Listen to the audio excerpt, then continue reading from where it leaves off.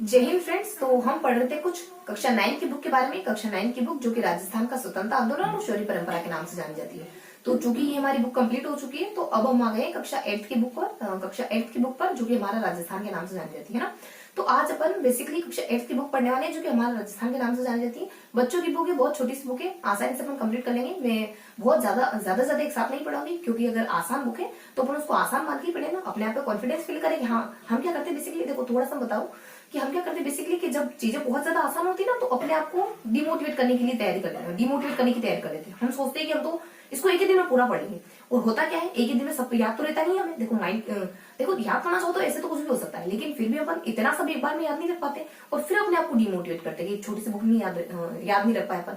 तो हमें क्या करना चाहिए बेसिकली, कि जितना अपन पढ़ते हैं उससे थोड़ा ज्यादा लो, उस लिमिट से थोड़ा सा ज्यादा लो, ताकि हम अपने आप को कॉन्फिडेंस फील कर पाए। देखो आपके अंदर आपका एक मैं बैठा हुआ है, जब तक वो सेटिस्फाइड नहीं होगा ना, तो आप अपने आप से ज्यादा से ज्यादा आउटपुट नहीं निकाल पाओगे। उसको सेटिस्फाइड रखो, उसको संतुष्ट करो कि हाँ मैं अच्छे से याद कर लेता हूँ। ये देखो इतना सा चैप्टर था और मैंने फटाक से याद कर लिया। अगर आप कम टास्क दोगे ना, तो आपका माइंड खुश रहेगा और जल्दी से याद कर लेगा। जल्दी से याद करके आपको नेक्स्ट लेसन के लिए प्रिपेयर भी करेगा। ठीक है, अब हम दूसरा भी याद कर सकते हैं, लेकिन पहले से बोझ लाद दोगे ना कि मुझे तो सारे चैप्टर एक साथ याद करने, तब उसको लगेगा आप उसके साथ ज्यादती कर रहे हो। और किसी के भी साथ हो, अपने आप के साथ या दूसरों के साथ, ज्यादती किसी के भी साथ करो, नेगेटिव माहौल ही क्रिएट करती है। तो अपने आप के साथ ये रखो कि 2 लेसन याद करने, तो भले ही ये लेसन मैं बहुत जल्दी याद कर लूंगा, लेकिन करूंगा तो उसके बाद में कुछ अच्छा सा पढ़ूंगा, क्योंकि आज का चैप्टर अगर इतना ही है तो इतना ही याद करेंगे, है ना। तो अपने आप को क्यों अंडर एस्टिमेट करने की कोशिश करें, ओवर एस्टिमेट कर ले तो फिर भी ठीक है ना। क्योंकि देखो साइकोलॉजिस्ट कहते हैं कि हमें दिन में कम से कम एक बार तो अपनी पीठ थपथपा लेनी चाहिए अच्छे कामों को चलते। दूसरे ना थपथपाए, क्यों परवाह करें दूसरे कब तक पाएंगे। हाँ, तो अपने आप ही थपथपा लो, अपने आप ही कॉन्फिडेंट फील करो, अपने आप से 2-5 मिनट बातें कर लो और पॉजिटिव टॉकिंग कर लो, है ना। तो इसी पॉजिटिविटी के साथ मैं कोशिश करती हूँ कि मतलब कि मेरे भीतर की पॉजिटिविटी मैं आपके अंदर इंक्रीज कर सकूं, है ना। तो शुरू करते हैं आज का चैप्टर। देखो आज का पढ़ने वाले बेसिकली अपन कक्षा 8 की जो बुक है उसके बारे में देखने वाले हैं। तो कुछ अपना चैप्टर नंबर 1 और चैप्टर नंबर 2 अपन कवर करने वाले हैं। तो इससे पहले अपन हमेशा की तरह थोड़ा सा रिवाइज कर लेंगे। वैसे बेसिकली अपन कक्षा 8 की बुक पढ़ रहे हैं, लेकिन इससे पहले अपन जो कक्षा 9 की बुक पढ़कर आ चुके हैं ना, उसके बारे में अपन अच्छे से रिवाइज कर लेंगे। देन आज का चैप्टर स्टार्ट करते हैं अपन, क्योंकि है ना एक बार हल्का हल्का सा रिविजन ले लेंगे ना, तो आपको मुझे चीजें लंबे समय तक याद रहेगी, है ना। क्योंकि अगर मुझे भी चीजें याद नहीं रहती ना, तो मुझे भी थोड़ा सा अंडर कॉन्फिडेंट फील होने लगता है। तो थोड़ा सा चीजें हमें याद बनी रहे और अपने आप पे कॉन्फिडेंस बना रहे, इस वजह से थोड़ा सा 10 मिनट चीजों को रिवाइज कर लेते हैं। फटाफट से देखेंगे, बहुत ज्यादा टाइम वेस्ट नहीं करूंगी। कोई नए बच्चे जुड़े या फिर जो पुराने कंटिन्यू करे ना, अगर वो देख रहे हैं तो उनको तो चीजें अच्छे समझ आएगी। अगर कोई नया बच्चा जुड़ा है ना, तो ये समझे कि बस वो थोड़ा सा हल्का सा ये जानने की कोशिश कराए, या फिर उसको ये पता चलने वाला है कि कक्षा 9 की बुक में ओवरऑल है क्या। अगर मैंने पूरी बुक मतलब कि कहने का मतलब ये है कि हमने अच्छे से पढ़ा है, और फिर हम अच्छे से पढ़ने के बाद अगर मैं उसको 10 मिनट में रिकॉल कर रही हूँ, इसका मतलब उसमें सारे सारगर्भित चीजों को बताऊंगी मैं, या फिर उसको ओवरऑल बताने की कोशिश करूंगी। तो आप ये सोचो कि जिसने पूरा पढ़ा है अगर वो बता रहा है, तो इसका मतलब कहीं ना कहीं हमें फायदा ही मिलने वाला है। तो आप पॉजिटिव माइंडसेट के साथ चीजों को बस सुनते जाओ और समझते जाओ, है ना। तो बेसिकली अपन क्या देखने वाले, देखो हम कुछ 7 चैप्टर पढ़ते हैं कक्षा 9 की बुक में। कक्षा 9 की बुक में कौन कौन से 7 चैप्टर पढ़े, हमने क्रांति के बारे में पढ़ा, हमने क्रांतिकारियों के बारे में पढ़ा, किसान आंदोलन, आदिवासी आंदोलन, किसान आंदोलन, उसके बाद अपन प्रजामंडल, उसके बाद अपन एकीकरण, लास्ट में अपन शौर्य परंपरा के बारे में पढ़ते हैं। देखो शौर्य परंपरा वाला चैप्टर बहुत ज्यादा इंपॉर्टेंट नहीं है, किसको महावीर, किसको परमवीर, किसको अशोक चक्र, पुलवामा हमला, और थोड़ा सा अपन 2-4 शख्स के बारे में, इस तरीके से हल्की हल्की जानकारी। बेसिकली जो इससे पहले के 6 चैप्टर है ना, वो बहुत ज्यादा इंपॉर्टेंट है। पहला अपना क्रांति के बारे में साथ के साथ सोचते जाओ, याद करते जाओ, चीजों को अच्छे से याद करते जाओ, क्योंकि चीजें जब तक याद नहीं होगी ना, तब तक मजा नहीं आने वाला पढ़ने में। जब चीजें याद होने लगती है ना, चीजें में मजा पढ़ने में मजा आने लगता है। तो पहला अपना क्रांति, उसके बाद क्रांतिकारी, उसके बाद आदिवासी आंदोलन, किसान आंदोलन, देन प्रजामंडल, देन एकीकरण, इनके बारे में पढ़ने वाले। तो देखो हम क्रांति में क्या देखते हैं। देखो मोटा मोटी अगर मैं बताऊं, तो क्रांति में हमने देखा कुछ बेसिक सा बैकग्राउंड देखा। इन 18 शताब्दी की क्रांति का जो बैकग्राउंड है उसके बारे में पढ़ते हैं, और देन अपन देखते हैं कि किन किन छावनियों में 18 शताब्दी की क्रांति होती है। बेसिकली 6 छावनियां मानी जाती है, उनमें होने वाले 18 शताब्दी की क्रांति के बारे में देखते हैं, कब शुरू होती है, कब खत्म हो जाती है, या फिर क्रांतिकारी कब दिल्ली की तरफ रवाना हो जाते हैं, और बीच में कोई अदर जानकारी रहती है ना, तो उसके बारे में भी जानकारी देते हैं। जैसे मान लो कोई क्रांतिकारी, यहाँ कौन कौन से क्रांतिकारी हैं, या फिर कौन सी छावनी में कौन सी बटालियन निवास कर रही है ना, और कौन सी बटालियन के द्वारा कौन सा नारा वगैरह दिया जाता है। ये तो बेसिकली आज देखेंगे क्लियरली अपन। तो मतलब कि आज देखेंगे ये बात तो बेसिकली कि चलो दिल्ली मारो फिरेंगी का नारा कुछ एरियनपुरा छावनी के क्रांतिकारियों के द्वारा दिया जाता है। तो जो बातें जहां जहां आई है मैं वही बताने की कोशिश करी, बहुत ज्यादा इधर जाने की कोशिश नहीं करी। तो इस तरीके से हमने 18 शताब्दी की क्रांति को देखा, कुछ बेसिक सा बैकग्राउंड देखा क्रांति का, और देन थोड़ा सा अपनों ने देखा अलग अलग छावनियों में होने वाली 18 शताब्दी की क्रांति का। बैकग्राउंड में क्या देखते हैं, बैकग्राउंड को अपन कुछ 2 पार्ट्स में डिवाइड करके देखने की कोशिश कर सकते हैं।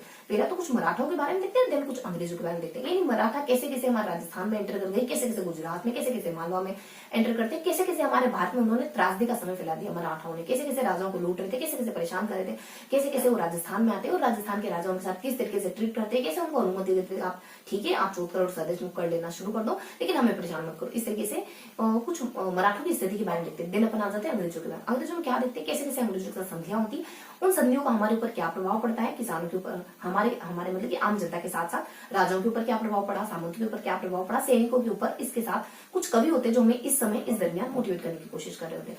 तो इस तरीके से अपन कुछ बैकग्राउंड देख लेते हैं। देन अपन 18 शताब्दी की क्रांति की कुछ छावनियों के बारे में देखते हैं। बेसिकली अपन शुरुआत करते हैं जहां से एडिनपुरा से, मेरठ छावनी के बारे में यहाँ लिखा है। तो एडिनपुरा छावनी के बारे में देखते हैं। देन थोड़ा सा अपन सबसे पहले तो अपन कुछ नीमच नसीराबाद क्रांति के बारे में देखते हैं। देन अपन नीमच के बारे में, देन एडिनपुरा के बारे में, देन नेक्स्ट अपन देखते हैं कुछ मेवाड़ क्रांति के बारे में, देन कोटा के बारे में, देन थोड़ा सा अपन भरतपुर अलवर, बहुत ही माइनर जानकारी, भरतपुर अलवर और धौलपुर, जयपुर, टोंक और कुछ सामंतों के बारे में देखते हैं। तो इस तरीके से अपन क्रांति को कंप्लीट करते हैं। देन सेकेंडली अपन देखते हैं कुछ क्रांतिकारियों के बारे में। तो देखो क्रांतिकारी कौन कौन है, यानी कि बेसिकली हमें राजस्थान के उन प्रमुख व्यक्तियों, उन प्रमुख शख्सों के बारे में पढ़ना है जो या तो क्रांति से बिलोंग करते हैं या फिर किसी और, जैसे कि कुछ और उन्होंने विशेष वगैरह करा, जैसे कि महिलाओं के बारे में भी देखते हैं अपन, या फिर और किसी काम में वो थोड़ा सा आगे उभर कर आए। तो इस तरीके से अपन बेसिकली कुछ व्यक्ति विशेष के बारे में देखते हैं। तो क्या देखते हैं बेसिकली में, कुछ महिलाओं के बारे में देखते हैं, कुछ पुरुषों के बारे में भी देखते हैं। तो महिलाएं कुछ 5-7 गिवन है यहाँ पे और बाकी सारे पुरुषों का जिक्र किया गया। किसके बारे में, डूंगरजी जवाहर जी के बारे में देखते हैं। और देन सेकेंडली अपन देख लेते हैं कुछ लोटू जी मिठारवाल के बारे में, अमरचंद के बारे में, और कुछ विजय सिंह पति के बारे में, अर्जुन सेठी के बारे में, केसीसी बारट के बारे में, इनके बेटे प्रताप के बारे में। देन नेक्स्ट सेशन में अपन पढ़ते बाबूकुल मिश्रा के बारे में, देन सागर गोपाल, देन दुर्गा प्रसाद, देन हरलाल और कुछ नानाबाई खान। और इसके बाद महिलाओं को देख लेते हैं। कौन कौन महिलाएं यहाँ गिवन है, बेसिकली यहाँ पर कुछ जानकी, अंजना, रमा, रतन और किशोरी देवी। इसके साथ ही थोड़ा सा अपन कालीबाई के बारे में पढ़ते हैं ना। तो इस तरीके से अपन कुछ सेकंड चैप्टर अच्छे से पढ़ते हैं। देन अपन देखते हैं कुछ किसान आंदोलन के बारे में। किसान आंदोलन क्या देखते हैं, बेसिकली अपन बहुत से सालों के किसान आंदोलन को अपन करते हैं, अलग अलग किसानों के किसान आंदोलन को हमने कवर करा है। तो कौन कौन से किसान आंदोलन अपन पढ़ते हैं, देखो इनमें ना मोटा मोटी सबसे ज्यादा बड़ा तो कुछ अपने बिजोलिया कहा था। उसके बाद थोड़ा सा अपने जो जयपुर का ठिकाना है सीकर, ये थोड़ा सा बढ़ा देते हैं। इसके बाद थोड़ा और इंक्रीज, मतलब कि थोड़ा और देखे ना कि मतलब कि थोड़ा सा बड़ा आंदोलन किसान आंदोलन कौन सा, तो थोड़ा सा बीकानेर भी 4 स्थानों पे होता है, वहाँ पे अलग अलग गांव में होता है वहाँ पे। तो ये आंदोलन बेसिकली थोड़े से बड़े थे, बाकी हल्की हल्की जानकारी, किसी में कोई कांड हुआ है, किसी ने दोबारा शर्तें रखी, हल्की हल्की जानकारी कि मतलब कहाँ का कांड होता है और उसको क्या क्या नाम दिया जाता है। जैसे कभी कुछ अपन डाबी कांड वगैरह देख लेते हैं। उसके बाद अपन कुछ मेनाल और कुछ मेनाल और भैरुकुंड में कांड होता है, जो कि अपने यहाँ पर कुछ एक स्थान होता है पर्टिकुलरली बेगू वगैरह में होता है। तो इस तरीके से होने वाले छुटपुट प्रयास और कार्ड और समझौते वगैरह के बारे में देखते हैं। बाकी ये 3 जो आंदोलन का जिक्र करा है ये थोड़े से बड़े होते हैं। तो अपन कुछ सबसे पहले अपन देख लेते हैं बिजोलिया के बारे में, देन बेगू के बारे में, भरतपुर के बारे में, मेयर के बारे में, नीमू चाणा के बारे में, बरड़ के बारे में, और अब देखते हैं जयपुर के किसान आंदोलन के बारे में। उसके बाद शेखावटी, उसके बाद अपन थोड़ा सा मेवाड़, और मेवाड़ के बाद कुछ बीकानेर के बाद अपन हनुमानगढ़ के बारे में देख लेते हैं ना। तो इस तरीके से कुछ किसान आंदोलन देखते हैं। जो थोड़े से बड़े थे ना उनके बारे में थोड़ा सा डिस्क्राइब करूँ तो ये जो बिजोलिया किसान आंदोलन देखते हैं ना, ये बेसिकली 3 चरणों में चलता है। तीनों चरणों में कुछ ना कुछ स्पेशल हुआ है, तो उस बारे में अपन देख लेते हैं। देखो बहुत ज्यादा समय नहीं लूंगी तो फटाफट से अपन नेक्स्ट चैप्टर पे आते हैं ना। तो इसमें अपन बिजोलिया में देख लेते हैं, हल्की सी जानकारी देखते हैं, कुछ 3 चरण देखते हैं, तीनों ही चरणों में कुछ विशेष घटना हैपन हुई उस बारे में देख लेते हैं। देन अपन जयपुर में क्या देखते हैं, जयपुर में बेसिकली अपन देखते हैं कुछ बहुत सारी घटनाओं से लेकर के घिरा हुआ है हमारा जयपुर का किसान आंदोलन, बेसिकली सीकर ठिकाने का किसान आंदोलन जयपुर का। इस तरीके से देखते हैं इसमें। देन अपन थोड़ा सा बीकानेर के बारे में देखते हैं। यहाँ कुछ 4 जिलों का जिक्र होता है, 4 गाँव का जिक्र होता है। बेसिकली उन चारों गाँव में कोई ना कोई व्यक्ति ऐसा होता है जो किसानों को लीड कर रहा होता है। इस तरीके से अपन हल्की हल्की जानकारी देखते हैं। बाकी सब में तो बेसिक जानकारी देखते हैं कि कब कौन से मतलब कि किन के द्वारा विद्रोह करा गया, कब करा गया, संधि वगैरह, और बेसिक जानकारी। वही कुछ सामान्य बातें है ना, कौन मारा जाता है और कब समझौता होता है, क्या दोबारा आंदोलन शुरू हुआ, क्या क्या कुछ शर्तें होती है क्या, इस तरीके से बेसिक जानकारी देखते हैं। बाकी होंगे तो देन अपन देख लेते हैं कुछ आदिवासी आंदोलन के बारे में। आदिवासी आंदोलन में क्या देखते हैं, बेसिकली 3 कम्युनिटी देखते हैं, यानी 3 ऐसे समुदाय को देखते हैं जो आंदोलन करे, मेर, भील और मीणा। ये 3 ऐसे कम्युनिटी, 3 ऐसे समुदाय जो आदिवासी आंदोलन में शिरकत वगैरह करें, क्योंकि ये आदिवासी कम्युनिटी से बिलोंग करते हैं। देखो मेरों का बहुत छोटा सा आंदोलन होता है, बेसिकली बहुत कम जानकारी की होती है। ये कुछ समझौते वगैरह हो जाते हैं, अंग्रेज कहते हैं तुमने समझौता तोड़ दिया, इन पर हमला वगैरह करते हैं। देन भीलों के बारे में देख लेते हैं। देखो भीलों का आंदोलन थोड़ा बड़ा होता है, अलग अलग जिलों में हुआ, कुछ डूंगरपुर में, उदयपुर में, सिरोही में होता है। और इसके अलावा अपन देखते हैं कि इन्होंने क्यों विद्रोह करा और कैसे कैसे लास्ट टाइम समझौता हुआ, इन विद्रोह करने के कारण, और कैसे कैसे ये सुलझ जाता है, कैसे कैसे समझौता हो जाता है, बेसिक जानकारी देख लेते हैं। और बाकी बहुत सारे ऐसे छुटपुट स्थान भी होते हैं जहां पर विद्रोह देखने को मिलता है, तो कैसे कैसे उनको दबाया जाता है और लास्ट में अपने मेवाड़ बिल्कुल की स्थापना कुछ 1841 के दरमियान कर देते हैं, है ना। तो इस तरीके की जानकारी देखते हैं कुछ भील विद्रोह। देन लास्टली थोड़ा सा मीणाओं के बारे में देखते हैं। मीणाओं में क्या होता है, एक हाकिम इनको बहुत ज्यादा परेशान कर रहा है, ये फ्रस्ट्रेट होकर अंग्रेजों को परेशान कर देते बाय मिस्टेक। द नए हाकिम की नियुक्ति होती इस वजह से ताकि वो इनको परेशान कर सके, अंग्रेज इसको साथ लेकर के इनको परेशान कर सके। तो इतनी सी जानकारी गिवन होती है। देन थोड़ा सा समझौता वगैरह हो जाते हैं। समझौता के बाद में कुछ छुटपुट प्रयास देखने को मिलते हैं, उनको कैसे दबाया गया इस बारे में जानकारी होती है। तो ये देखते हैं अपन कुछ किसान आदिवासी आंदोलन के बारे। नेक्स्ट प्रजामंडल, नेक्स्ट एकीकरण, बस इतना ही देखना है। और लास्टली शौर्य परंपरा।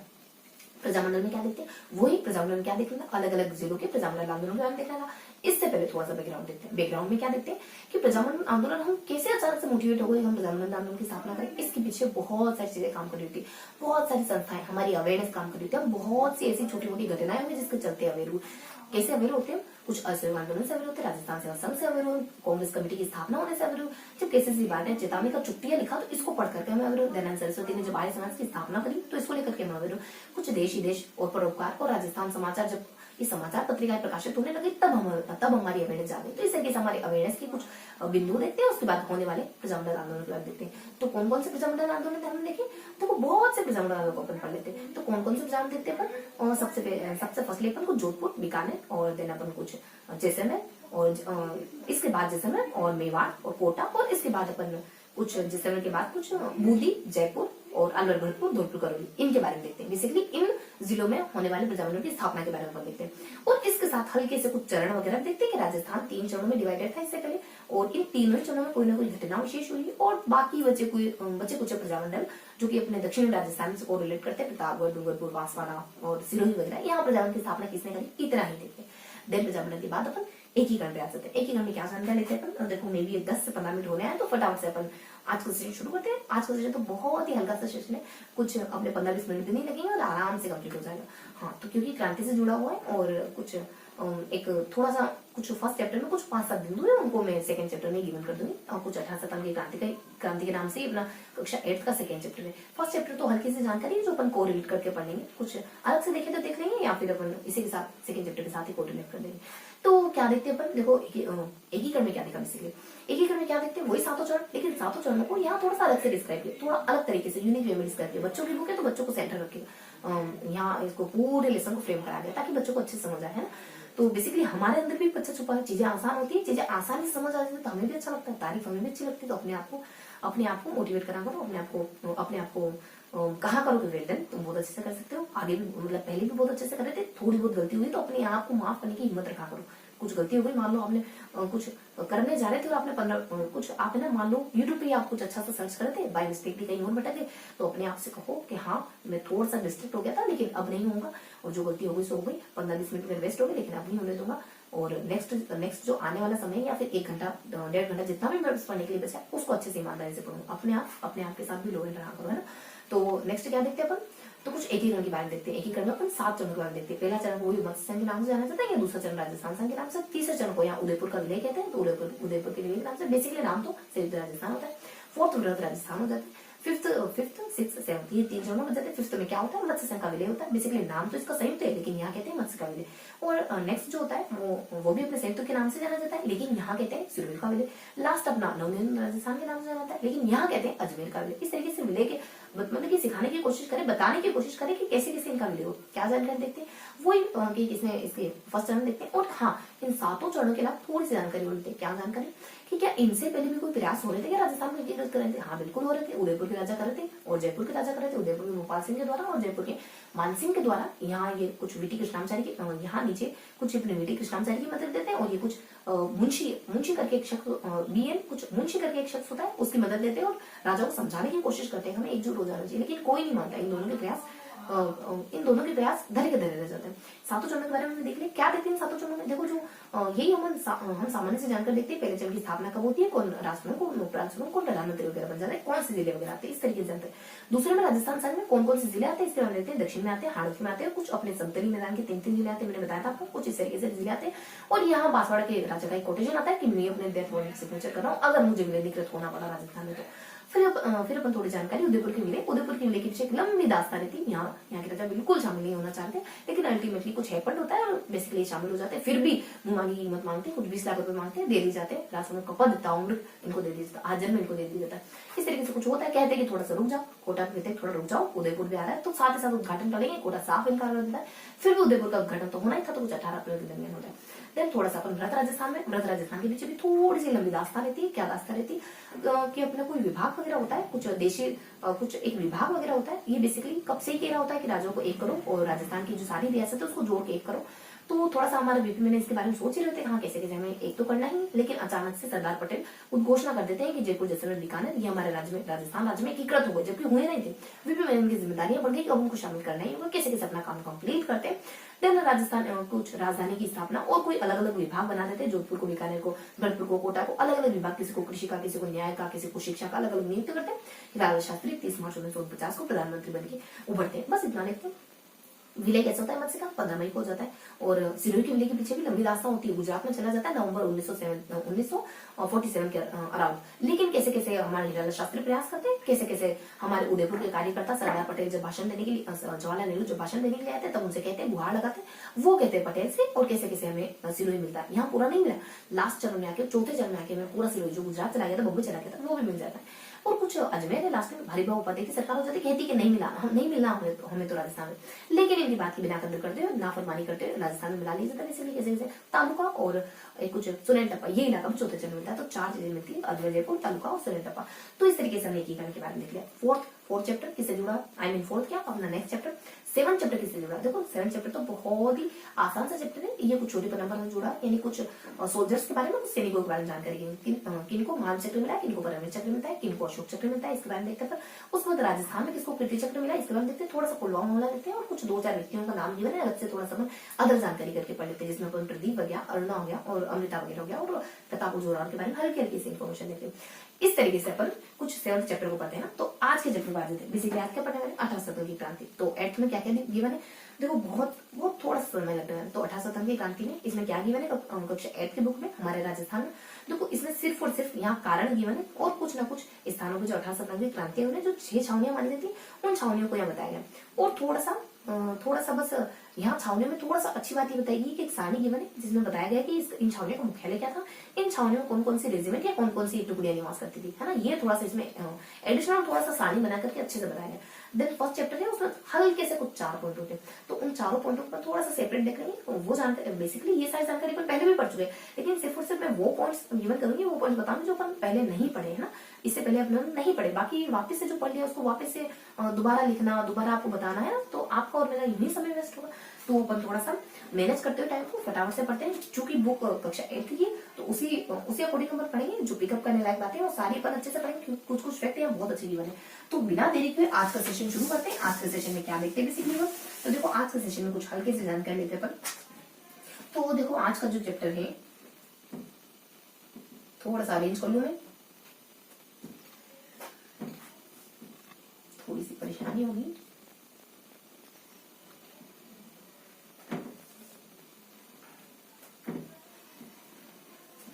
हाँ ठीक है, अब नहीं लेने वाला, ठीक है। हाँ तो आज का देखने वाले अपन, आज के टॉपिक में अपन 1857 की क्रांति, देन थोड़ा सा अदर जानकारी, अदर, है ना। तो क्या देखने वाले 1857 की क्रांति में और अदर जानकारी में, यहाँ थोड़ा सा अपन कुछ कारण, और देन यहाँ देखो यहाँ कारण देखने वाले 1857 की क्रांति में, यहाँ छावनियों का जिक्र करने वाले। देन सामान्य जानकारी में कुछ 4 पॉइंट पढ़ेंगे अपन, 1, 2, 3 और 4 पॉइंट देखने वाले। इन 4 पॉइंट में क्या क्या थोड़ी सी हल्की हल्की सी कुछ फैक्ट वगैरह आएंगे, उन फैक्ट्स के बारे में देखने वाले। बाकी तो अपन, ये बेसिकली फर्स्ट चैप्टर है, अगर मैं थोड़ा सा बताऊं तो ये फर्स्ट चैप्टर है, सेकंड चैप्टर है। बेसिकली पढ़ रहे तो मेन तो यही पढ़ने वाले, और कुछ 4 पॉइंट है उनको अलग से अपन डिस्क्राइब कर देंगे। तो इस तरीके से अपन 1857 की क्रांति के बारे में देखने वाले। तो शुरू करते हैं कुछ कारणों से और छावनियों से, है ना। हल्की हल्की सी जानकारी है। तो कारण देख लेते अपन 1857 की क्रांति।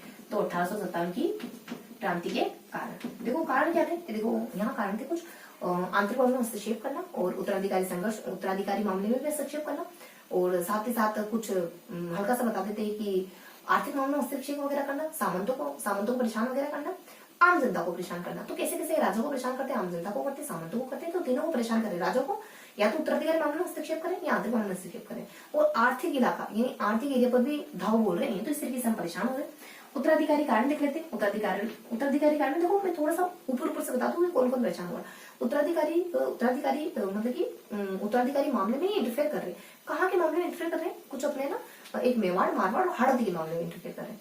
क्योंकि देखो अपने मेवाड़ में बार बार ये मेवाड़ को मिलाने के लिए शामिल कर रहे हैं। बार बार ये मेवाड़ के उत्तराधिकारी संघर्ष में कुछ ऐसा ज्यादा तो नहीं, बस इतना सा बताते हैं कि बार बार इंटरफेयर कर रहे होते हैं वहां। और जोधपुर में क्या बताते हैं, बेसिकली मारवाड़ में क्या बताते हैं, कुछ अपने 39 का समय होता है, 739 का समय होता है, जब वहां के किले को बर्बाद कर दिया जाता है और तहस नहस वगैरह कर दिया जाता है। और हाड़ौती के बारे में क्या बताते हैं, बेसिकली हाड़ौती में कोटा के शासक होते हैं और वो कुछ मांगरोल का युद्ध कर रहे होते हैं जालिम सिंह के साथ। तो ये वहां के शासक के विरुद्ध जालिम सिंह का साथ देते थे। तो वहां की जनता को ये बात बिल्कुल पसंद नहीं आती। मांगरोल के युद्ध में जालिम सिंह का साथ देते हैं जो इनके राज्य की इनकी युद्ध कर रहा है। तो इसे किस हल्का सा उत्तराधिकारी संघर्ष में बताते हैं। क्या बताते हैं उत्तराधिकारी संघर्ष में? देखो यहाँ कौन कौन परेशान हो रहा है, मेवाड़, मारवाड़ और हाड़ौती।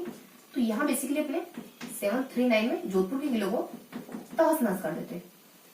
देन यहाँ पे हाड़ौती में क्या होता है, मांगरोल का युद्ध हो रहा है, मांगरोल का युद्ध हो रहा है और जालिम सिंह का साथ दे रहे हैं, जालिम सिंह का साथ दे रहे हैं, किशोर सिंह के विरुद्ध अगेंस्ट हो रहा है जो यहाँ के शासक वगैरह। तो यहाँ की जनता को बिल्कुल पसंद नहीं आ रहा है, यहाँ कुछ बताया नहीं।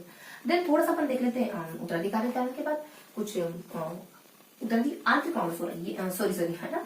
तो ये तो अपने आंतरिक उत्तराधिकारी मामले हो जाते हैं। देन हाँ ठीक है, उत्तराधिकारी समझते हैं। आंतरिक मामलों में हस्तक्षेप, उत्तराधिकारी तो थोड़ा सा आंतरिक मसलों में हस्तक्षेप, ठीक है। और थोड़ा सा अपन उत्तराधिकारी में देखें तो बेसिकली उत्तराधिकारी में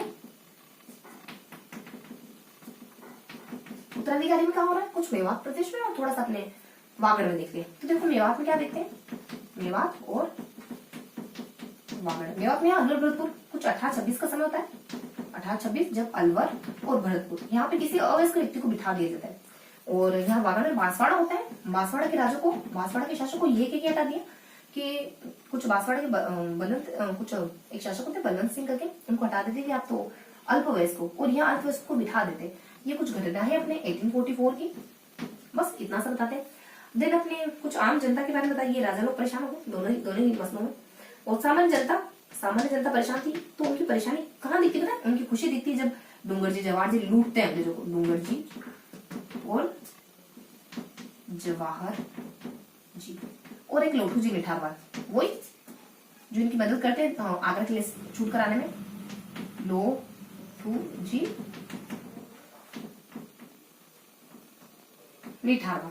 निठारवा लोठू जी 1804 में जयपुर रिंगस में पैदा होते हैं लोठू जी निठारवा। और इन दोनों को कैद कर लिया जाता है ना, जब आगरा किले में कैद रखा जाता है और वो भैरू सिंह इनका साला होता है, इनको खाने पर बुलाता है और कैद करवा देता है। तब लोठू जी निठारवा और बहुत सारी काशी के साथ मिलकर इनको छुड़ाने का काम करते हैं। लेकिन बाद में भी ऐसा ही काम करते हैं, न सिर्फ छावनी को लूटने का काम करते हैं। इनकी वीरता के लिए जो रचना मानी जाती है ना, वो छावनी के नाम से जानी जाती है। जन सामान्य उसके बाद अपने सामंत परेशान हो रहे हैं। सामंत कौन कौन परेशान हो रहे हैं, वही अपने जो पहले पढ़ चुके हैं। एक तो किशोर वगैरह हो जाते हैं, एक ठाकुर कुशाल सिंह हो जाते हैं, तो कुशाल सिंह, और एक अपने केसरी सिंह हो जाते हैं। केसरी सिंह से अपने ज्योति सिंह परेशान हो रहे थे। और देन अपन देख लेते थोड़ा सा तात्कालिक कारण। देखो तात्कालिक, हाँ, और आर्थिक कारण सबसे ज्यादा इंपॉर्टेंट। थोड़ा सा अपन तात्कालिक कारण देख रहे थे। इनके बाद इन सबका अपन आर्थिक कारण देखे। तात्कालिक जाते हैं एनफील्ड राइफल का उपयोग, लेकिन आर्थिक कारण देख लेते हैं। आर्थिक कारण में क्या क्या आता है, आर्थिक कारण कुछ बटालियनों की स्थापना कर दी और वहां पे सैनिक नियुक्त कर दिया। तो पैसे राजाओं से ही मांग रहे, किन की स्थापना हो जाती है, कुछ अपने मेवाड़ और मेवाड़, और लास्ट में अपने कुछ मेवाड़, मारवाड़ और मेवाड़, मतलब M3, और लास्ट में अपन MS है ना, मस्त। बस इसको थोड़ा साइलेंट कर लो। तो अपने किस बारे में देखने वाले, मेरवाड़ के बारे में, देन अपन थोड़ा सा मारवाड़ के बारे में, देन अपन थोड़ा सा मारवाड़, और लास्टली अपन देखने वाले मेवाड़ के बारे में, और फिर अपन देखेंगे शेखावटी के बारे में, है ना। तो अपने मस्त समझ लो इसको, ठीक है। टी को साइलेंट करते हैं। तो मस्त के बारे में देखते हैं अपन। क्या देखते हैं, इसकी स्थापना कब होती है बेसिकली। तो इसकी स्थापना हो जाती है कुछ अपने मेरवाड़, मारवाड़, और 22 में हो जाती है, 35 में हो जाती है, कुछ 41 में हो जाती है, 1822 में हो जाती है, उसके बाद 1835 में हो जाती है, और 1841 में हो जाती है। देखो बेसिकली सारे है ना 1850, यानी 1850 से पहले के, तो बस 22 में, 35 में, कुछ 41 के दरमियान हो जाती है। उसके बाद 1-2 बीच में 5 ध्यान रखो। शेखावटी का कब होता है, शेखावटी की स्थापना हो जाती है कुछ अपने 4 में, तो 1834 में हो जाती है। तो दोनों के पेयर हैं, दोनों के दोनों के साथ ही आए हो, 1 और 2 और 4 और 5, है ना। तो इस तरीके से अपन देख रहे थे कुछ आर्थिक कारण। और तात्कालिक कारण क्या, तात्कालिक कारण वही एनफील्ड राइफल का उपयोग करना, जब भी लगी कारतूसों का उपयोग करना। और ये अपने बम्बई और दिल्ली के कुछ छद्म वेशधारी साधु आते हैं ना, तो ये सूचना फैला देते हैं कि इस तरीके से तुम्हारा धन भ्रष्ट करने की कोशिश करेंगे, तो ये कुछ तात्कालिक कारण मान लेता है ना। तो ये हमने 1817 की क्रांति के वो पार्ट देखे जो कक्षा 8 की बुक में गिवन है, ठीक है। अब देख लेते हैं अपन कुछ अदर जानकारी, कहाँ बेसिकली हमारे युद्ध हो रहे हैं, इस बारे में अपन जान कर लेते हैं। तो कुछ छावनी के बारे में जिक्र कर लेते हैं। तो छावनी में होने वाला विद्रोह, छावनियों में विद्रोह, तो क्या देखते हैं बेसिक, मेरठ छावनी। फर्स्टली अपन मेरठ छावनी, किन किन छावनियों के बारे में देखने वाले। तो फर्स्टली अपन मेरठ छावनी के बारे में, नसीराबाद, नीमच, और थोड़ा सा अपन नीमच के बाद एलिनपुरा के साथ थोड़ा सा यहाँ एडिशनल है, यहाँ अगवा के बारे में भी बताया गया। देन अपन कोटा के बारे में, देखो बिल्कुल ज्यादा कुछ गिवन नहीं है, बस हल्की हल्की जानकारी और कुछ व्यक्तियों के नाम गिवन है, और मतलब कि कौन युद्ध कर रहा है, और कौन प्रोटेक्ट कर रहा है, कौन क्रांतिकारियों के साथ है, कौन क्रांतिकारियों के अगेंस्ट है, एक इस तरीके से हल्की हल्की जानकारी आने वाली। तो मेरठ में अपन क्या देखते हैं, यही देखते हैं कि 10 मई को क्रांति शुरू हो जाती है, और यहाँ के जो अपने एजीजी, राजस्थान के जो एजीजी थे ना, लॉरेंस करके जो एजीजी नियुक्त होता है 1857 की क्रांति के दरमियान, उनको सूचना मिली कुछ 9 दिनों के बाद, 19 मई के दरमियान मिली, और तब वो माउंट आबू में थे। बस इतना सा देखना है। और थोड़ा सा इसके साथ अपन वो साड़ी भी बना देंगे जो मैं बताना चाहती थी तुम्हें पहले। तो कुछ अपने 10 मई 1857 को विद्रोह हो जाता है, और पता चलता है इनको 19 मई को कुछ माउंट आबू में होते हैं, माउंट आबू में होते हैं अपने एजीजी लॉरेंस पैट्रिक को, ठीक है। और क्या बताया जाता है, अब यहाँ थोड़ा सा सारणी गिवन कर देते हैं, वही अपने सारी छावनियां वगैरह है, इनके मुख्यालय वगैरह, इनमें कौन कौन सी बटालियन निवास करती है। तो बेसिकली कौन सी छावनियां अपने शुरू होता है कुछ नसीराबाद, नीमच से, बीच में एलिनपुर आ जाएगा, लास्टली अपने देवली और खेरवाड़ा वगैरह जाएगा। तो यहाँ अपने कुछ नसीराबाद, नीमच, एलिनपुरा, देवली और खेरवाड़ा, हाँ, और ब्यावर भी तो आएगा अपने, तो ब्यावर को रख लेते हैं अपन सबसे ऊपर।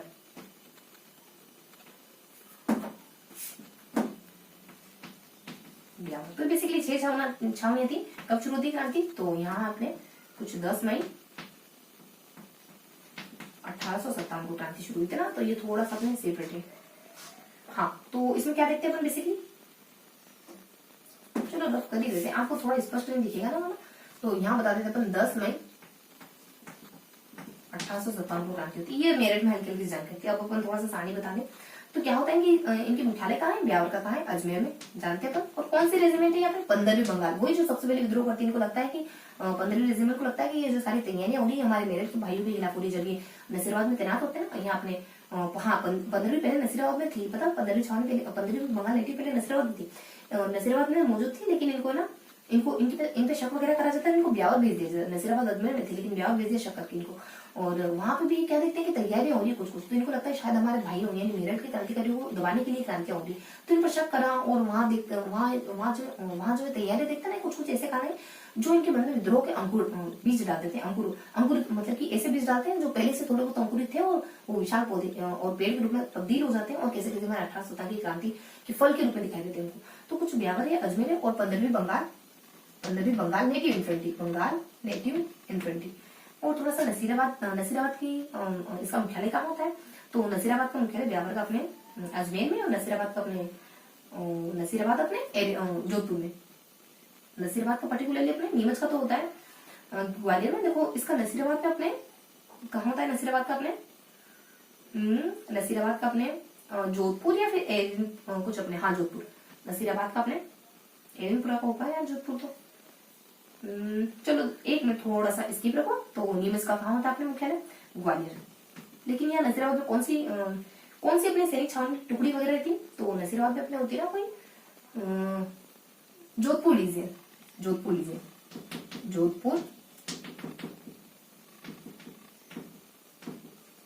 और अपने नीमच की ग्वालियर।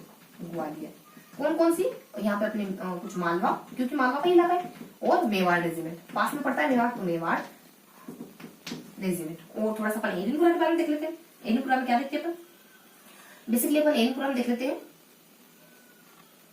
अरे अरे अरे अरे तभी मैं सोचू क्या बात है। हाँ, तो अपने एनपुरा यहाँ देखते हैं अपन कि इसका मुख्यालय होता है अपने कुछ जोधपुर में, जोधपुर में। देन यहाँ पे अपने कुछ जोधपुर लीजियन, जोधपुर लीजियन निवास कर रही होती है ना। उसके बाद देवली का होता है अपने कोटा में, टोंक में, और यहाँ पे अपने कोटा रेजिमेंट, कोटा रेजिमेंट, ठीक है। उसके बाद अपने खेरवाड़ा का मुख्यालय होता है अपने उदयपुर में, और यहाँ पे मेवाड़ बिलकुल, मेवाड़ बिलकुल का मुख्यालय होता है। तो याद कैसे रखोगे देखो इसको। तो देखो अपने नसीराबाद बेसिकली अपने बिहार का अजमेर में 15 क्या बच गया अपने नसीराबाद, अपने नीमच में, ठीक है, ग्वालियर हो गया, जोधपुर हो गया, मालवा हो गया, कुछ नसीराबाद का अपने हो जाता है ना। मेर बटालियन निवास करती होती है यहाँ पे, मेर बटालियन निवास करती है यहाँ पे, और इसका मुख्यालय होता है कुछ अपने ना नसीराबाद, नीमच, एनपुरा, देवली, खेरवाड़ा, और कुछ मिस्टेक हो गई ना। नसीराबाद, देखो नसीराबाद में बताते हैं हल्की जानकारी कि नसीराबाद में देखो मेर बटालियन निवास करे, इतना तो तय है, मेर बटालियन।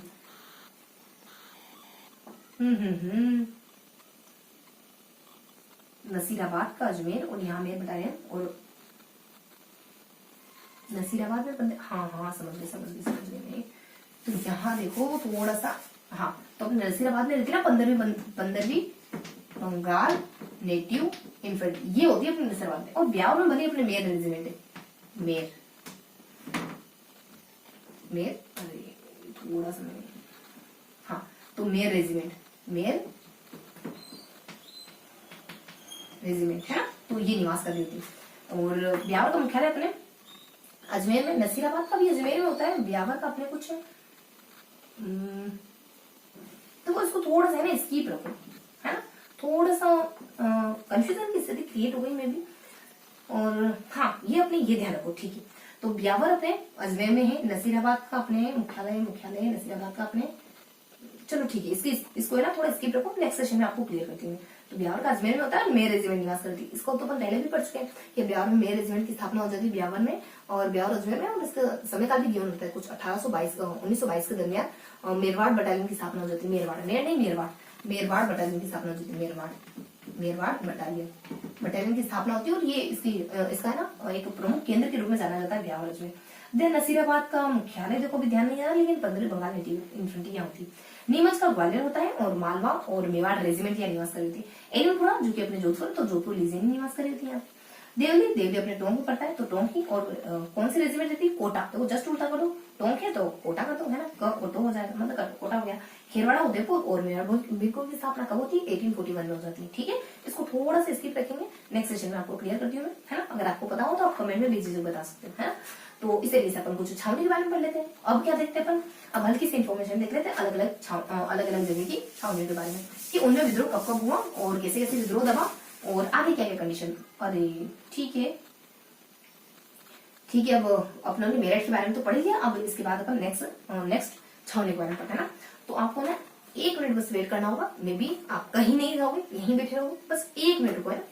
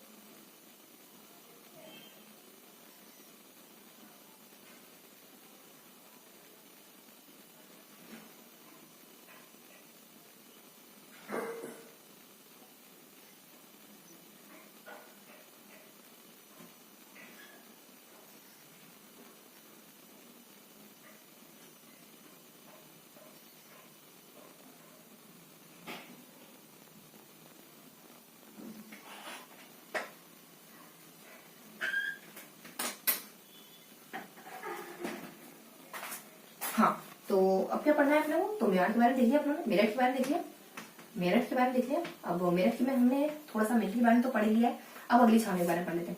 अगली छावनी क्या आने वाली है, यहाँ आपने कुछ नसीराबाद आने वाला है और नीमच हो गया। तो सेकंड क्या पढ़ने वाले हैं, कुछ नसीराबाद।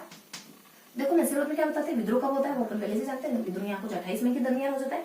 28 मई 28 मई के दरमियान हो जाता है। और 28 मई और कुछ 18 जून का समय आते आते, तो कुछ 18 जून का समय आते आते क्रांतिकारी अपने दिल्ली वगैरह पहुंच जाते हैं ना। बस यहाँ पे अपने न्यूबेरी और स्पोर्टिवुड ये दोनों शख्स मारे जाते हैं। न्यूबेरी और स्पोर्टिवुड इन दोनों की हत्या हो जाती है ना। इतना सा पता था, ये तो हमने पहले भी पढ़ लिया था। देन थोड़ा सा न्यूबेरी स्पोर्टिवुड ये क्या होता है अपने कुछ मेजर वगैरह कुछ और कप्तान वगैरह होते हैं। मेजर और कप्तान करके इनका पद वगैरह होता है ना, तो इस तरीके से कुछ इनका पद होता है और इनकी हत्या हो जाती है। कुछ एम के लग करके ट्रिप बनाई थी ना, तो कुछ मेजर और कप्तान होते हैं ये दोनों क्रमशः। और फिर देख रहे थे अपन कुछ नीमच क्रांति के बारे में। देखो नीमच क्रांति में अपन पहले देख चुके हैं कब होती है और कब क्रांतिकारी या फिर क्रांति कब दबा दी जाती है। तो यहाँ देखते कुछ 3 जून को हो जाती है। और देखो 8 लगभग सेंस है, इसको मिटा दोगे तो ये कर दोगे तो 3 दिखेगा। तो कुछ 8 जून को क्रांति फिनिश हो जाती है, 5 दिन की होती है। और कौन फिनिश करता है, ये अपने कोटा बूंदी और मेवाड़ की सेना के द्वारा संयुक्त रूप से जब एजीजी के द्वारा लॉरेंस को ऑर्डर दिया जाता है। एजीजी के द्वारा जब यहाँ के जो पीए होते हैं मेवाड़ के उनको ऑर्डर दिया जाता है। एजीजी अपने लॉरेंस होते हैं, पीए यहाँ के शावर्स होते हैं, उनको ऑर्डर दिया जाता है। तब वो इनकी मदद से क्रांति को दबा देते हैं। यहाँ थोड़ा सा अपन देखते हैं कि यहाँ है ना बेसिकली कौन युद्ध कर रहा है और कौन क्रांतिकारियों के मतलब कौन क्रांतिकारियों के साथ है और कौन किले की रक्षा कर रहा है, कप्तान है ना। तो यहाँ पे देखो एक शख्स होते हैं मैकडोनाल्ड और एक होते हैं अपने एक तो होते हैं कप्तान अपने मोहम्मद कप्तान। देखो अपने एक तो होते हैं मैकडोनाल्ड जो है ना कुछ कप्तान करके होते हैं और वो बेसिकली अपने किले की रक्षा कर रहे होते हैं। और एक होता है अपने कुछ मेहराब अली करके एक शख्स होते हैं। मोहम्मद अली होते हैं, ठीक है। मोहम्मद अली ये क्रांतिकारियों का नेतृत्व लीडर करने वाले नेता होते हैं। और एक होता है अपने मैकडोनाल्ड। ये कौन है, ये वो है, ये कप्तान, ये अपने किले की रक्षा कर रहे हैं, तो इस तरीके से कुछ एक अगेंस्ट है और एक प्रोटेक्ट कर रहे हैं। तो इस तरीके से अपन कुछ 2 नाम देखते हैं। और यहाँ पे ना कुछ स्थान होते हैं वहां होकर के क्रांतिकारी गुजर रहे हैं या फिर वहां होकर के क्रांतिकारी गुजरते हैं और वहां के लोगों के द्वारा या फिर वहां पे कुछ क्रांति के छुटपुट अंश देखे जाते हैं। जैसे कि चित्तौड़ हो जाता है, हमीरगढ़ हो जाता है और चित्तौड़ हमीरगढ़ और बनेड़ा। कुछ एक और स्थान होता है अपने कुछ बनेड़ा करके होता है। हमीरगढ़, चित्तौड़, हमीरगढ़ और थोड़ा सा अपन बनेड़ा, चित्तौड़, हमीरगढ़ और बनेड़ा। चित्तौड़, हमीरगढ़ और बनेड़ा, ये कुछ ऐसे स्थान है जहां पर कुछ क्रांतिकारी उभर रहे हैं और यहाँ पे भी क्रांति का अंश देखा जा रहा है बेसिकली। और फिर अपन हल्की से जानकारी लेते हैं कुछ इसके साथ। और क्या देखते हैं, इसके साथ अपन वही देखते हैं कि क्रांति कब होती है। तो बेसिकली ये हल्के हल्के से अपने 3 पॉइंट होते हैं। इसके साथ अपन क्या देख लेते हैं, देखो नीमच के बाद अपन देख लेते हैं कुछ एरिनपुरा की क्रांति। एरिनपुरा में कुछ ज्यादा जानकारी नहीं है। एरिनपुरा क्या देखते हैं अपन, एरिनपुरा में बस इतना ही देखते हैं कि यहाँ पे विद्रोह कौन कर रहा है। तो मोती शीतल देन एक और शख्स होते हैं अपने तिलक, ठीक है। ये तीनों शख्स होते हैं, ये विद्रोही होते हैं, क्रांतिकारी होते हैं। फिर थोड़ा सा बता देते हैं कि इन्हीं यहाँ के क्रांतिकारी के द्वारा चलो दिल्ली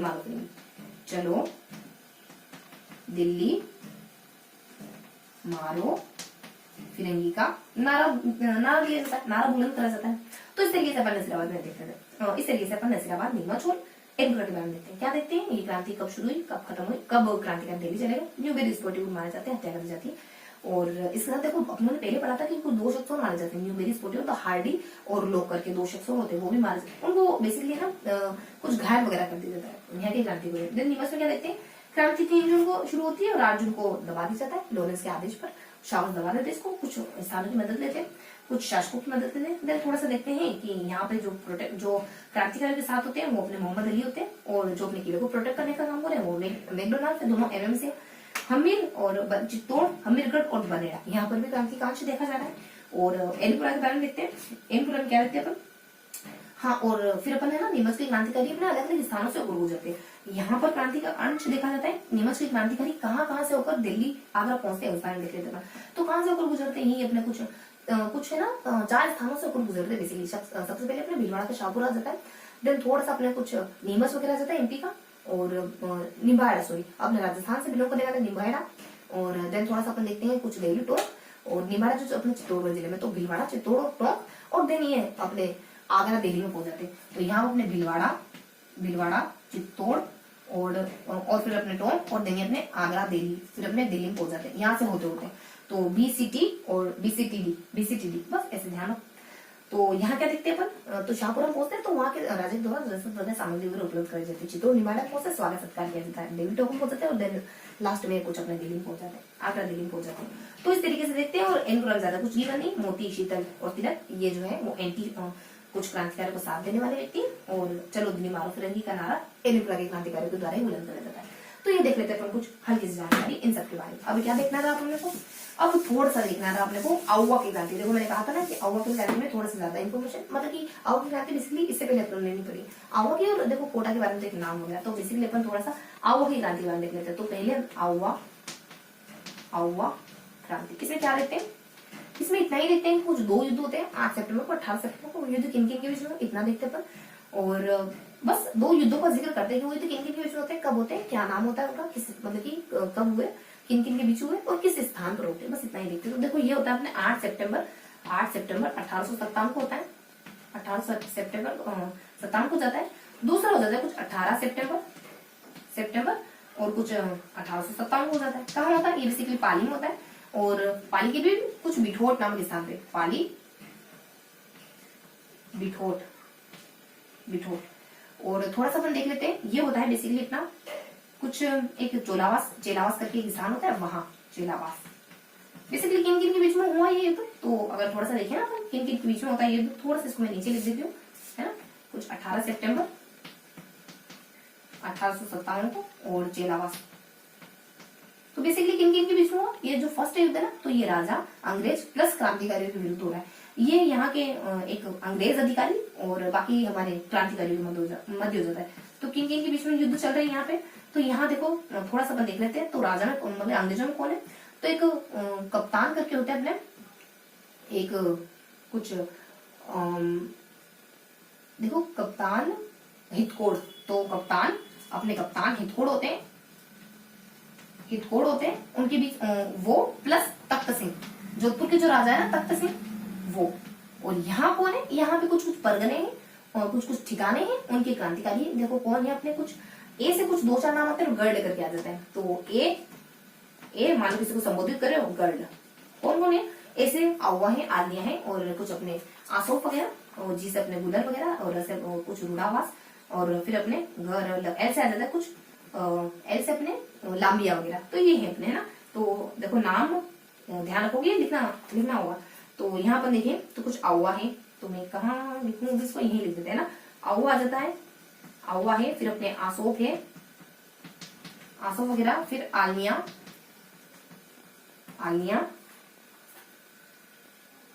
तो कुछ आलिया, और थोड़ा सा अपन देख लेते हैं जी एल, तो जी से अपने कुछ गुलर वगैरह, गुलर, और फिर देख लेते हैं आ से अपने रूढ़ावास,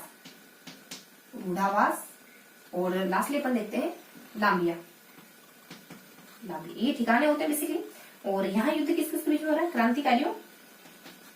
क्रांतिकारियों, और यहाँ हो रहा है मोरिसन के बीच। अंग्रेजों में कौन है, मोरिसन। बस इतना सा देखते हैं अपन आउवा की क्रांति में। बेसिकली 2 युद्ध देखते हैं, और कुछ अपने 8 सितंबर का, फिर अपन 18 सितंबर का देख लेते हैं। तो क्या देखते हैं बेसिकली इस युद्ध में अपन, इतना ही देखते हैं कि किन किन के बीच हो रहा है। ये कुछ पाली बिठोट में होता है 8 सितंबर 1857, पाली बिठोट। ये 18 सितंबर 1857 ये चेलावास में हो जाता है, बीओसी में, बीओसी ध्यान रखो, बीओसी। किन किन के बीच में हो रहा है, क्रांतिकारी हितकोड़ और तख्त सिंह के बीच। कौन क्रांतिकारी, कहाँ के क्रांतिकारी ठिकाने के, तो अपने ए गर्ड, किसी को बुला रहे, ए लड़की इधर आ, तो ऐसे करते हैं ना बहुत सारे। तो आप कह रहे ए लड़की या फिर ए गर्ड, तो अपन कुछ आउवा, आसोप, आलिया, गुलेर, रूढ़ावास और लांबिया। थोड़ा सा अपन यहाँ देखते हैं। तो ये क्रांतिकारी और मोरिसन, अंग्रेज अधिकारी मोरिसन के बीच में हो रहा है। ये थे बेसिकली भरतपुर के, उनके बीच में हो रहा है। तो यहाँ पर थोड़ा सा हल्की जानकारी देते हैं आउवा क्रांति में। अब एक नाम होता है यहाँ पे मेहराब खां। देखो कोटा क्रांति में क्रांति करने वाले शख्स का नाम होता है, वहां देखो 15 अक्टूबर को क्रांति होती है ना कोटा में, तो वहां अपने को जयदयाल जिया और रतन ही बताया गया। यहाँ पे एक और शख्स का नाम भी है मेहराब खां, तो ध्यान रखेंगे मेहराब खां, कोटा। और ये जो अपने ना छठी क्रांति बता रही है, क्योंकि 5 बेसिकली है ना 5 छावनियां हैं, और इसके साथ ही अपन थोड़ा सा आउवा के बारे में अलग 6 छावनियां हैं। और यहाँ पर आउवा के बारे में थोड़ा देखते हैं, बाकी इससे पहले अपने आउवा नहीं देखा था।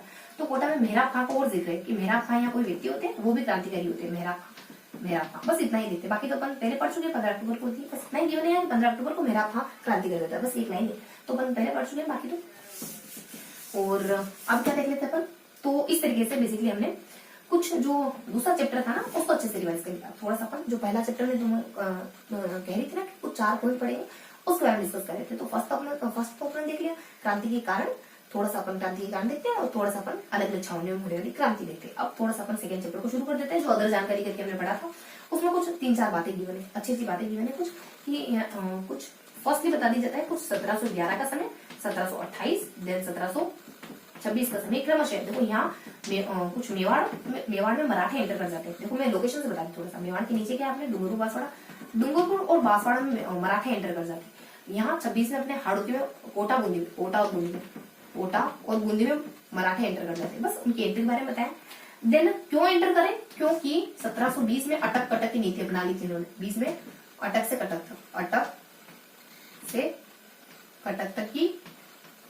तक की नीति अपनाते इस वजह से। और इनको इनकी इस नीति को बढ़ावा कब मिला, जब 1734 में बुद्धि सिंह ने इनकी मदद मांगी अपने राज्य को बचाने के लिए। दलेर सिंह को गद्दी नशीन कर दिया था ना सवाई जय सिंह, तभी उनकी मदद मांगते बुद्धि सिंह, तब मराठा की मदद मांगते हैं। तब इन्होंने अटक की नीति अपनाते हैं और इनके अटक की नीति को थोड़ा सा बल मिलता है इस तरीके के हमारे राजा के प्रयास के द्वारा, हमारे ही राजा के प्रयास के द्वारा। सेकंड थोड़ा सा अपन देखते हैं कि कुछ 1735 का, देखो 4 एक फैक्ट है उनको ध्यान रखेंगे। 1735 का समय जब ये राधाबाई को भेजते हैं, जो अपने पेशवा बाजीराव होते हैं ना, वो राधाबाई को राजस्थान की यात्रा के लिए भेजते हैं और अगले साल खुद आते हैं, मतलब 1736 ऐसा कर लेना स्टार्ट कर देते, राजस्थान में आते हैं चौथ कर शुरू कर देते लेना। देन थोड़ा सा उत्तराधिकारी संघर्ष में बता दे कि कुछ 1761 का समय जब मेवाड़ उत्तराधिकारी संघर्ष हुआ और बेसिकली यहाँ पर राज सिंह नामक राजा थे। राज सिंह, उनके मरने के उपरांत एक व्यक्ति राजा बनते हैं, वो है अली सिंह। यानी राजा के मरने के बाद राजा कौन बना, अली, यानी उसका शत्रु बन गया वो। लेकिन इसके एंटी एक और व्यक्ति खड़ा हो जाता है, वो है रतन सिंह। वो कहता है कि मैं राजा बनूंगा और इस तरीके से यहाँ उत्तराधिकारी संघर्ष चल जाता है। देन थोड़ा सा फोर्थ पॉइंट देख लेते हैं संधियों के बारे में। बेसिकली सबसे पहली संधि अपने 9 सितंबर यानी 29 सितंबर 1903 या 1803, यानी सब आबादी संख्या है 3, 5, 7 ध्यान रखेंगे, ठीक है। सितंबर से ये ध्यान रखेंगे, मान लो 5 है। और किसने करी थी, भरतपुर ने करी थी सबसे पहले, भरतपुर ने करी। और लास्ट में संधि होती है 1823 में, ये बेसिकली अपने सिरोही के द्वारा करी गई थी। लास्ट में क्यों है, क्योंकि मारवाड़ इसको मना करता है संधि करने से, तो ये सिरोही के सबसे लास्ट में संधि हो जाती है। तो ये हमने कुछ देख लिया फर्स्ट चैप्टर में, जो भी पॉइंट गिवन थे ना उनके बारे में अच्छे से पढ़ लिया। वैसे तो थोड़ा सा जोधपुर का उत्तराधिकारी संघर्ष भी बताया गया, लेकिन हमने वो पहले कवर कर लिया, और जयपुर का उत्तराधिकारी संघर्ष भी बताया गया, लेकिन वो भी अपन अच्छे से पढ़ चुके हैं। एक जानकारी है जयपुर उत्तराधिकारी संघर्ष में एक्स्ट्रा है कि एक व्यक्ति होता है अपने, कुछ एक शख्स है ना, उसकी वजह से ईश्वर सिंह मार जाते हैं। कुछ अपने ना एक नाम होता है कुछ हाथ से, देखो ये अपने एक अच्छा सा नाम गिवन होता है, उसकी वजह से ईश्वर सिंह ने आत्महत्या कर 1750 को लेते ना, वो सुसाइड करते हैं। तो एक नाम होता है, वो अपने 9th की बुक में गिवन नहीं था, वो नाम अब मुझसे मिस होना है, कुछ हम करके कुछ नाम होता है, ह से कुछ नाम होता है, देखो बहुत ही अच्छा सा हथ, ठीक है। तो फिर मैं आपको कल ही बताऊंगी, ठीक है। एक बाकी सारी जानकारी वही थी, बाकी कुछ है नहीं, बस कब उत्तराधिकारी होता है वो बता दे। तो ये अपने कुछ इनके भी संघर्ष कब होता है, जब ये 1743 के दौरान ईश्वर सिंह माधोजी के पिताजी एक्सपायर होते हैं, तब आपस में लड़ाते हैं। जयपुर का उत्तराधिकारी संघर्ष 2 व्यक्ति में होता है, इतना ही गिवन है कि किन के बीच में हुआ, तो कुछ अभय के बीच में और राम के बीच में होता है, भक्त के बीच में, और एक अपने एक भक्त सिंह हो जाता, एक अभय सिंह हो जाते हैं और एक भक्त सिंह हो जाते हैं, दोनों भाई के बीच में युद्ध होता है। जब ये दोनों एक्सपायर हो गए तो इनके बेटों के बीच में युद्ध शुरू हो जाता है, विजय और राम के बीच में, है ना। विजय बेसिकली अपने छोटे बेटे के भाई होते हैं और राम अपने बड़े बेटे के भाई होते हैं, और इस भाई क्या बेटे होते हैं। तो बड़े मतलब कि जो बड़ा बेटा होता है ना यहाँ इन दोनों भाइयों में, उनके बेटे होते हैं। तो यहाँ अपन देख लेते हैं इस तरीके से, अपन कुछ यहाँ अपन कुछ फर्स्ट चैप्टर को कवर करते हैं। तो ये सारी जानकारी हमने फर्स्ट चैप्टर के फैक्ट के बारे में दी। अब क्या देखना है अपने को, अब थोड़ा सा अपन रिवाइज कर लेते हैं चीजों को, देन अपन आज का सेशन फिनिश करते हैं। तो बस 5 मिनट अच्छे से रिवाइज कर लेते हैं, देन आज का सेशन खत्म करते हैं। तो हमने आज क्या देखा, देखो बेसिकली अपन कुछ 9th की बुक पढ़ते हुए हैं, इससे पहले अपन 10th की बुक पढ़ चुके हैं। आज हमने बेसिकली कुछ कक्षा 8th की बुक को शुरू करा है, इसमें अपन राजस्थान के स्वतंत्रता आंदोलन, हमारा राजस्थान के बारे में पढ़ते हैं। क्या देखते हैं बेसिकली, बस इतना ही देखते हैं 1857 में क्या रीजन है इसके। और सेकेंडली अपन देख लेते हैं कि किन किन छावनियों में क्रांति होती है, और देन थोड़ा सा बचा कुछ फर्स्ट चैप्टर में कोई इक्का दुक्का पॉइंट है, कुछ 4 एक पॉइंट है, उनको अपन डिस्कस करते हैं।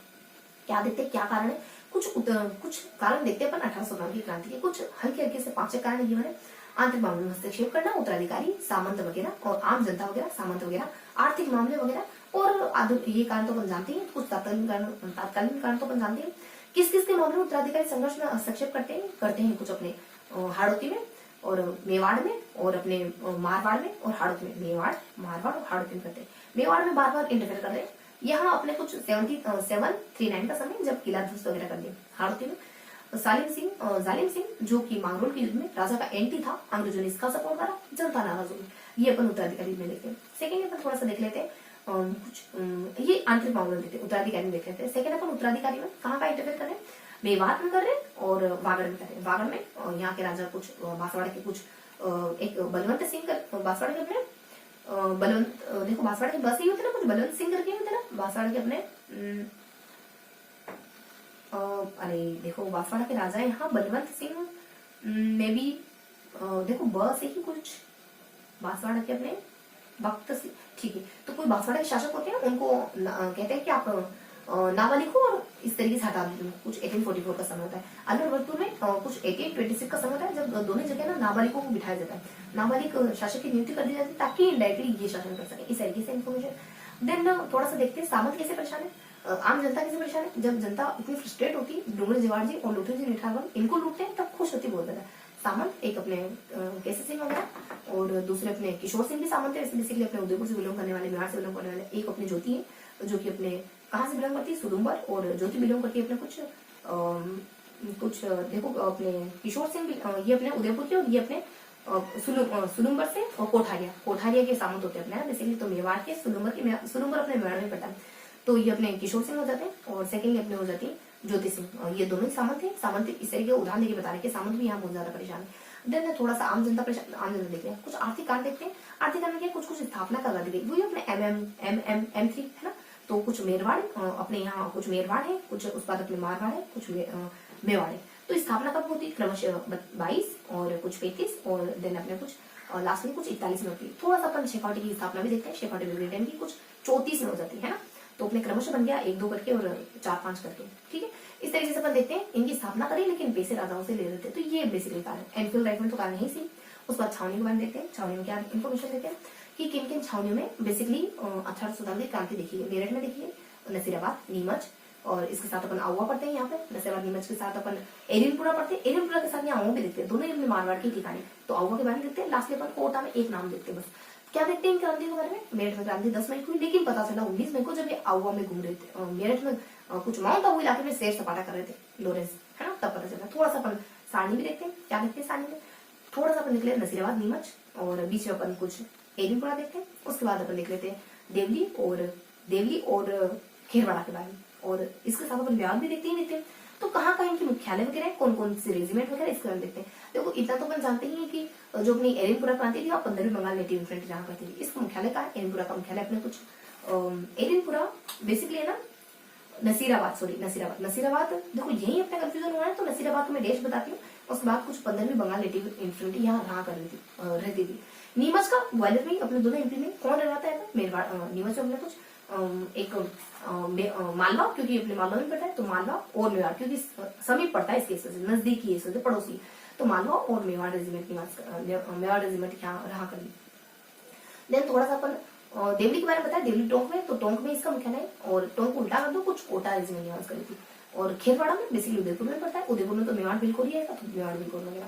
और देखो ब्यावर में अपन जानते पहले से जानते हैं कि कुछ मेरवाड़ा बटालियन की स्थापना करी गई थी 1922 के दौरान। इसका मुख्यालय अजमेर है और एरनपुरा का मुख्यालय मैंने देश रखा है, ठीक है। तो इस तरीके से अपन कुछ इनके बारे में जानकारी ले लेते हैं। और फर्स्टली अपन मेरठ के बारे में क्रांति देखी और नसीराबाद की क्रांति बेसिकली 28 मई को शुरू होती है और 18 जून को क्रांतिकारी दिल्ली वगैरह पहुंच जाते हैं न्यूबेरीज फोर्ट को मारते हुए। और 2 शख्स होते हैं, हार्डी और लोग, इनको घायल कर देते हैं। इनके अलावा एक रक्त की बूंद तक नहीं बात है, ऐसा गिवन है इन चारों के अलावा। सेकेंडली बताया जाए नीमच में बताते हैं 3 जून को शुरू होती है, 8 जून को क्रांति फिनिश हो जाती है। इस दरमियान कुछ अलग अलग स्थानों पे हुई और इस दरमियान कुछ व्यक्ति होते हैं। एक मेहराब खां करके होता है, कुछ मोहम्मद अली करके होता है, ये क्रांतिकारियों का नेतृत्व लीडरशिप करने वाला व्यक्ति। मैकडोनाल्ड इसके एंटी खड़ा है, कुछ एक किला है उसका कप्तान वगैरह है। बस फिनिश करते ना फटाफट से। इस तरीके से हल्की सी इन्फॉर्मेशन बताते हैं। देन थोड़ा सा बता देते अपने नीमच में। हाँ, नीमच में कुछ हमीर चित्तौड़ हमीर बंडेड़ा, यहाँ भी क्रांति के छोटे प्रयास वगैरह देखे जाते हैं। देन क्रांति फिनिश हो जाती है। और एन प्रोग्राम में अपन देखते हैं कुछ व्यक्तियों के नाम वगैरह आ जाते हैं, कुछ अपने मोती है, शीतल है, और एक और शब्द होता है तिलक वगैरह, ये क्रांति करते हैं। देन अपन यहाँ अपने आओ के बारे में 2 युद्ध देखते हैं, 8 सितंबर 18 सितंबर, किन के बीच में इतना देखते हैं, किन के बीच में इतना देखते हैं। ये कुछ बहुत सारे ठिकानों के व्यक्ति होते हैं और कुछ अंग्रेज अधिकारी होते हैं अपने हितकोड़ और तख्त सिंह बीच में। ये यहाँ पे कुछ क्रांतिकारी मोलसन बीच में होता है, सेकंड युद्ध।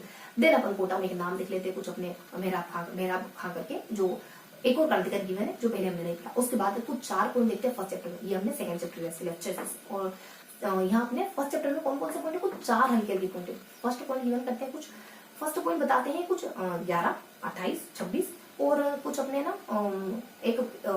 कुछ 20 में अटक की नीति और 35 में होने वाला जो बुद्धि सिंह के द्वारा सपोर्ट मांगे माता को भेजा राधाबाई को 35 में, और देन अगले साल से 14 का शुरू हो गया। देन थोड़ा सा 1761 में अपने मेवाड़ में उतर